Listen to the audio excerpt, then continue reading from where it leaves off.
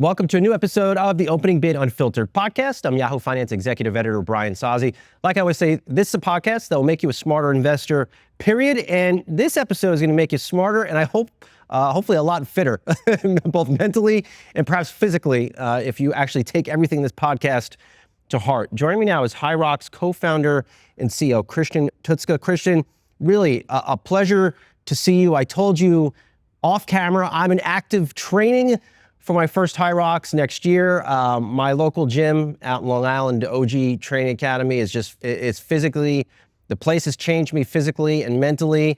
But for those not familiar with HYROX, what is it and why did you get this started? Yes, first of all, thank you for having me, actually. This is great. And great to hear that you are already got engaged and you're training for HYROX. It's basically a competition that combines running and functional workouts. So it approaches fitness from the running angle, which was, funnily enough, quite unique when we started this. Every product beforehand was coming from the strength angle. So weightlifting, barbells. And it's very accessible because the movements you do are all natural movements. They're not like crazily complex and very difficult to do. Because we don't want to give anyone a reason not to do it. However, you have to run 8 kilometers, you do 8 pretty grueling workouts, so it's not an easy task. You do everything. No, it's not easy. It's not. It's really not. Those burpee broad jumps are killer, man. So that's the whole idea also, that for many people it's about finishing it, right? And feel good, and you go out of your comfort zone. But that's a competition. That's what HYROX is. It's standardized. It's the same competition everywhere in the world. So you have global rankings. It's all for time.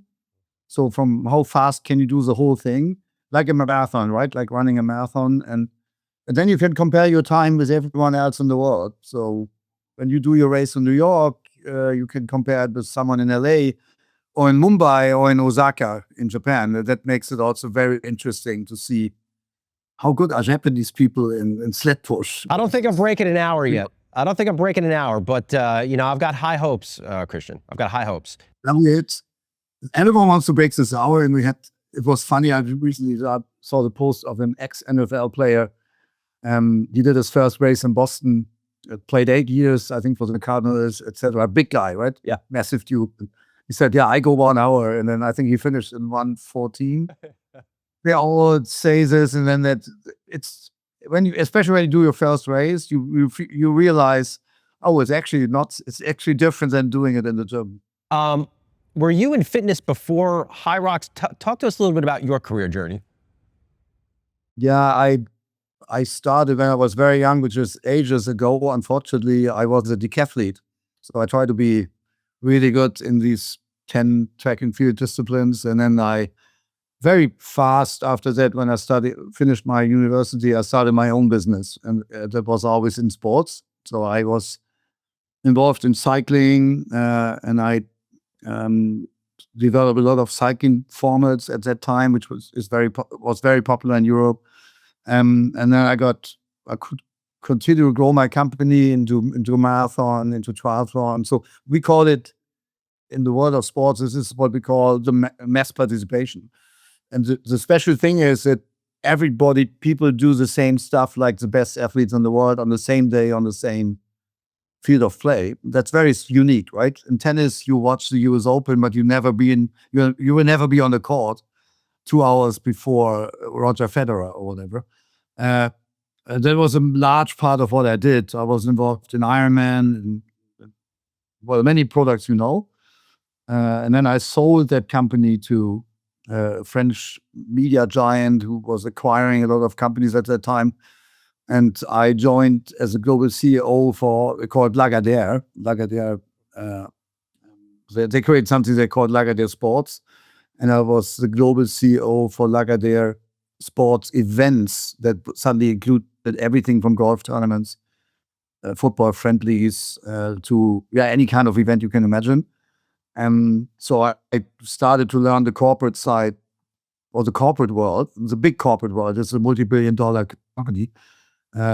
also learned the downsides of corporate worlds, and was an interesting time. And then I took my first chance to leave that business contractually when I was allowed to, because it was part of the purchase agreement that I had to stay on. And then I started to, always knew I'm more an entrepreneur. I'm not the typical classical corporate guy. Yeah. And I started, and that's when I started to think about HYROX. So I was for a long time in that business, especially mass participation. I was not specifically a fitness person, or that. Well, I was in the gym by myself. I tried CrossFit. I'm in the gym for my whole life, but I was not involved in the industry. And maybe that is good sometimes when you're coming from outside more. You're not so blindfolded because you're in that same industry for 20 years. So you think more freshly and more from outside of the box. And then the simple idea was, I was always in the gym. I said, okay, this is amazing. You have the biggest sports in the world, basically. 270 million people are a member in the gym globally. 230,000 gyms minimum, if not more. $125 billion business every year. And there are no competitions. Zero. So people can't benchmark themselves. And that was the whole idea. So I imagine this was a hard business to get off the ground logistically. You're working, you have to get into the buildings, you have to grow the brand. You are also an international brand. You have to grow the community. This year, how big is the business? How many races you have done? Where are you at geographically? And have you taken outside money at all to help grow this business? Yeah, we took one time outside money. That was in 2019. That's a very early beginning. Not much. It was a small amount of some millions, but it's still a lot of money, but it was not a crazy amount. And since then, we never needed another financing round. We could grow. So some of this early markets started to make a profit, and we reinvested everything right away. But we invested till 1.5 years ago into the business, because we knew we want to grow. That was always the story from the beginning. And it was hard work, it was grinding, but today, so we talk in seasons. We are in the 25-26 season, which is basically always the 1st of July to the end of June. We will operate 125 events in the next 12 months with roughly around 1.5 million participants that are doing the race, so which is unbelievable when you think about it.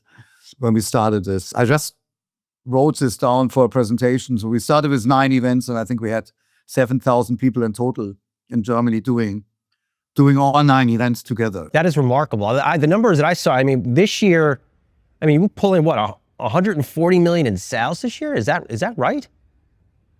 Say again? You'll pull in about $140 million in sales this year. That's ticket sales, merchandise, right? Yeah, we're not really talking about our numbers. We are a private company.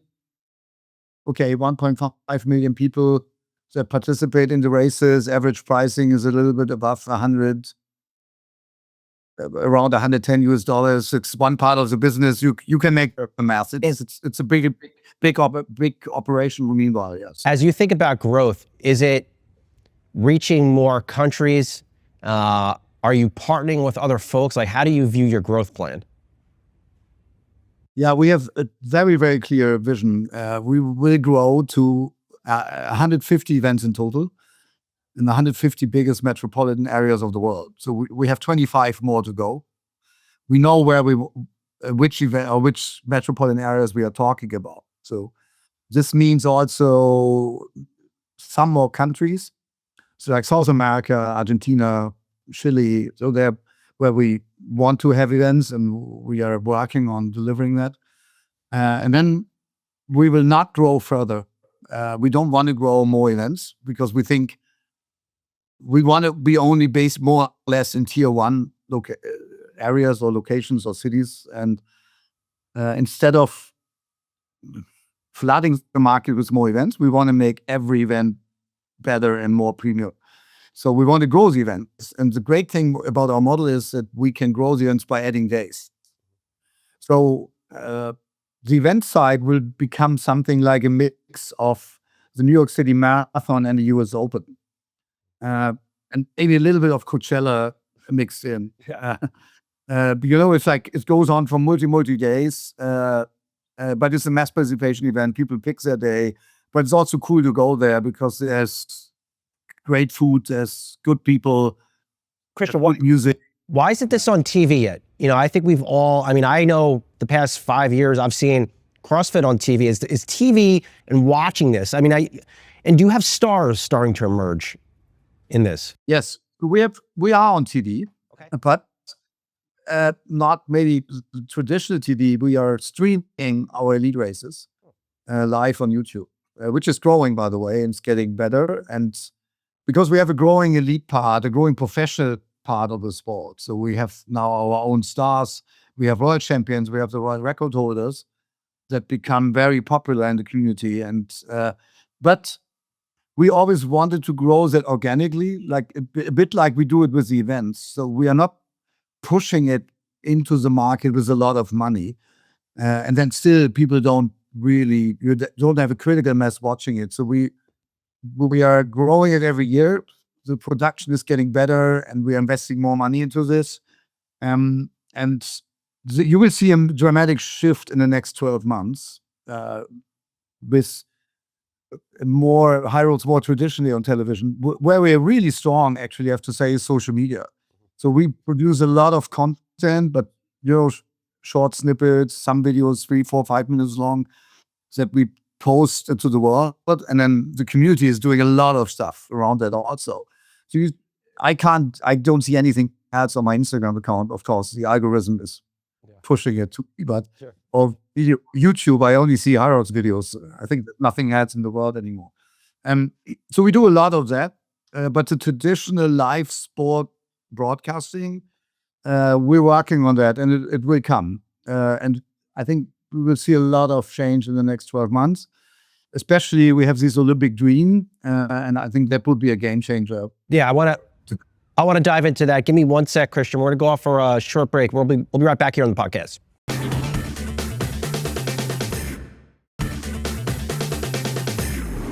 All right, welcome back to the Opening Bid Unfiltered podcast here at the NASDAQ in Times Square. Having a great chat with HYROX co-founder and CEO Christian Toetzke. Christian, you mentioned before the break the Olympics. Now, if I have this right, 2028 we'll see some form of fitness exercises or fitness competition in the 2028 Olympics. When can I see? When do you think we'll see a HYROX or some form of it in the Olympics? Okay, fitness is I don't like. This is a wrong definition, right? Fitness, everything is fitness at the Olympics. Sure. I think the 400-meter runners are pretty fit. Yeah, definitely. So when I talk about fitness, I talk about gym fitness. And I don't think gym fitness is represented at the Olympic Games. Gym fitness, what people understand about it. Of course, weightlifting is at the Olympic Games forever, and you can say this is happening also in gyms, but I don't think that the majority of people are doing weightlifting in gyms. So we call it fitness racing, right? Or HYROX, the sport, is fitness racing, that this unique combination of running and fitness workouts. Our aim is to find a way to get in 32 in Brisbane. We think fitness has to be represented at the Olympic Games. Gym fitness has to be represented at the Olympic Games. It's the biggest movement in the world. I think no other sport has more people doing this actively. The problem was it was never considered a sport. It was always considered a training, but not a sport. And that's changing now, especially because of HYROX. And we have a very clear game plan. We will partner up with the Olympic Federation, which we will announce very soon in a couple of weeks, really officially. So they will sanctioning the sport. And then together we will try to present that to the local organizing committee of 32 Brisbane and the IOC people.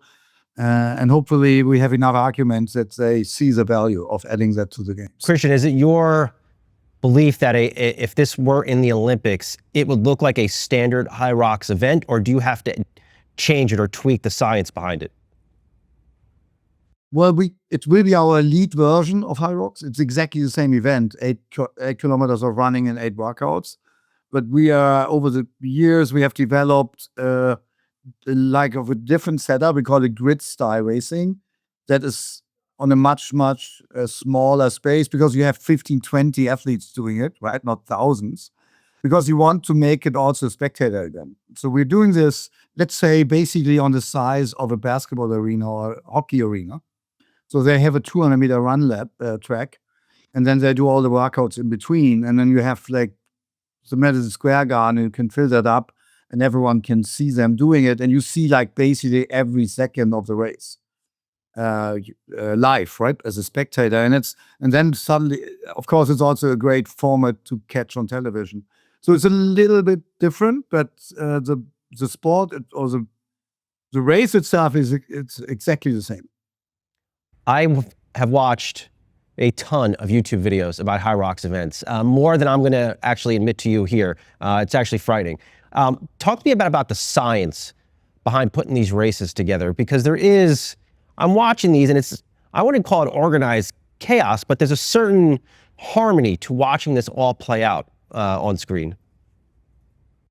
Yeah, that was the biggest challenge. We spent a lot of time to work out a logistical model that help you to handle thousands of people on the same day in a very complex event. You have to understand everything what is similar is like a marathon, a cycling event, or the most complex one basically was triathlon, where you do 3 different sports in a row. That's very easy compared to what we do with basically 9 different movements, right? So running and 8 workouts. So it worked, but we worked out a model where this very seamlessly works, because you start in start waves. Every 10 minutes, 50 to 80 people go off and go onto the course. And we worked out, because of all the data we have, that's why we need that much space, how many workout stations do we need? Because that's the number one principle for us, that people don't have to wait when they come to a workout station.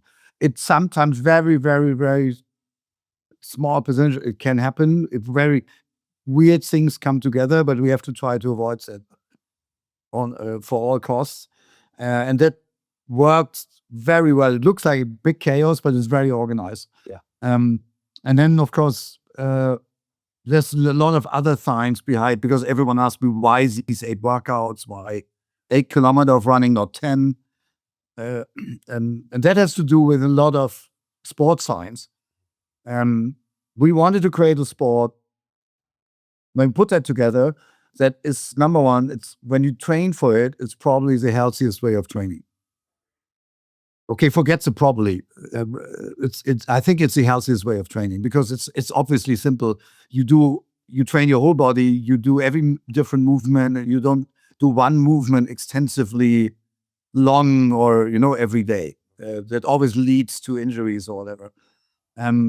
So that was number one. Second is the distance of the race determines the time you have to train.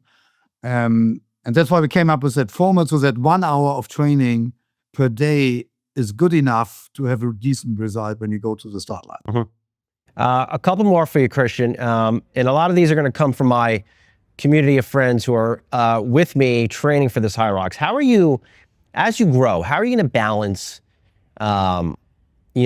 more pros coming to this event and the average Joes? I would put myself in the average Joe category, even though I like to think I'm a pro. I'm not there yet. I mean, how do you, and the amazing thing with this event is, as you go there, I mean, there are folks that look like they're carved out of, stone. And then you have folks like me that want to be like those folks. How do you balance that?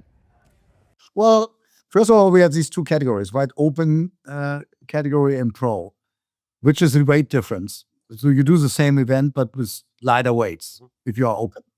That was on purpose. So the guys that look like Greek statues, or the girls, they sign up for the pro division, which is much harder, because you have to move much heavier weights around. That's a natural difference. So you feel more between normal people when you sign up for the open category. And we are not mixing this up. So when you sign up for open, you're only together with open athletes. And then at a later time of the day, you have the pro category starting, and they are all together. And we do the same with genders also. So we have open men and we have open women. And I think women, for instance, enjoy that, or they appreciate it. Not to be with some testosterone guys and the Satan, they're like, go away, I have to beat my personal record, and they are sweaty, etc. So that creates a very interesting atmosphere. And you see the difference between open men racing and open women racing. So it's like, it's more competitive when the guys are on the race course, and it's a bit more friendly when the women do it. And it's great to see, but I think that gives everyone a comfort zone, that you don't feel intimidated because everyone next to you looks like, I don't know, it's like an Olympics champion. And how many races have you done this year? And then what is, how do you prepare for a race? What are your secret tips? Yeah, I'm in your category, right? I'm the average. You co-own the place, man. Come on, you're better than me. Come on, give me a break. I have to work so much. I don't have the time to train all the time. Though training is very important for me, I do this also for myself. And I always needed this motivation. I do this event. So next Saturday I do an event. I do the event in Paris in the double against my son and his friend, and I'm doing it with another older guy. It will be very hard for us to make them. So I do every year. I try to do it many events, but I do like maybe 10 to 12. Mostly doubles, I have to say, because that is a lower barrier than single events. I basically train almost the same way the whole year, more or less, because it's part of my regimen. So I put this into my schedule. My assistant it's as important for me like a meeting. So I try to train 5 times a week, basically an hour. And I do all different things, and from running, maybe sometimes only running. Of course, 3 times a week I do classical HYROX workouts, and sometimes only strengths, sometimes what I want to do. So that's how I train. When did you realize HYROX would be big? What was that moment? I had a couple of moments. The number one moment when suddenly, so you should not forget we had COVID coming in. We started the project.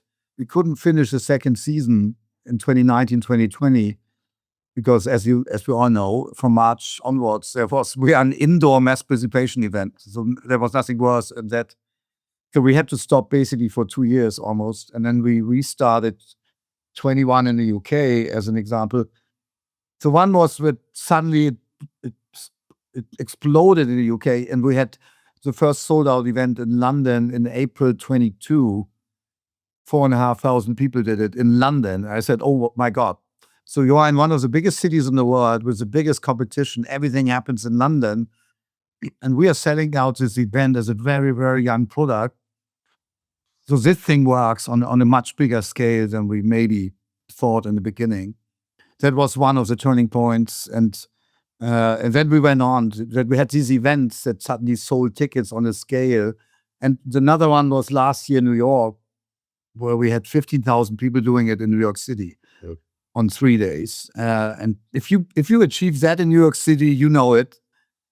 That means something, because there's so much noise in the city, right? To reach 15,000 people that come out and do the event, that's a big achievement.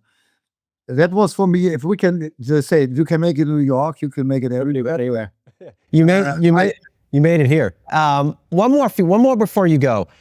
You're growing a fast-growing business. It's growing like wildfire, and you've been doing this over the past few years. You're an entrepreneur.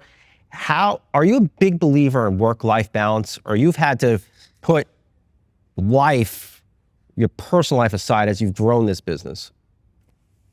No, I'm a massive believer in work-life balance. But the question is always how we look at this.